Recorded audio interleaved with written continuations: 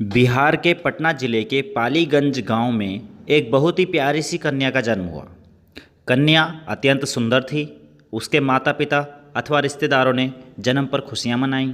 घर में उत्सव जैसा माहौल था। लेकिन कुछ रिश्तेदारों ने कन्या के जन्म की बात सुनी तो आलोचना करने लग गए।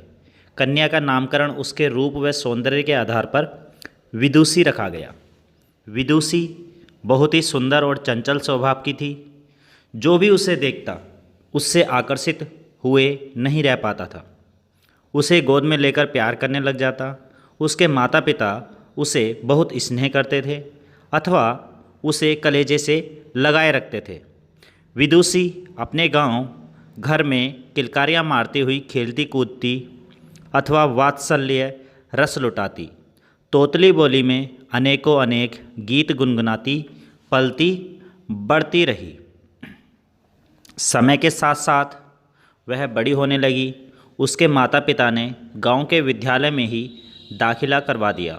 वह पढ़ने लिखने में अव्वल थी, जो उसे कक्षा में और बच्चों से अलग करता था। वह जब केवल 8 वर्ष की हुई तभी उसके पिताजी का स्वर्गवास हो गया।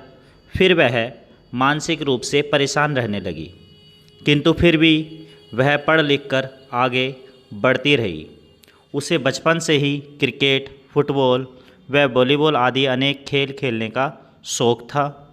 वह अभ्यास करती थी, उसमें लगन था, जिसके कारण वह एक राष्ट्रीय खिलाड़ी भी बन गई। विदुषी एक साधारण परिवार में जन्मी थी। धन के अभाव से उसने हार नहीं मानी। उसने कॉलेज से लॉ अर्थात वकालत की परीक्षा भी पास कर ली। विदुषी की ज़िंदगी में एक मोड़ ऐसा आया कि जब वह एक परीक्षा देने के लिए ट्रेन से जा रही थी, रास्ते में असामाजिक तत्वों ने ट्रेन पर हमला कर दिया।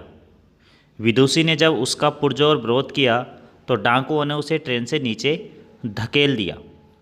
इस कृत्य से उसका एक पैर ट्रेन की चपेट में आकर कट गया। उसके बावजूद विदुषी ने हिम्मत नहीं हारी और निरंतर आगे बढ़ती रही।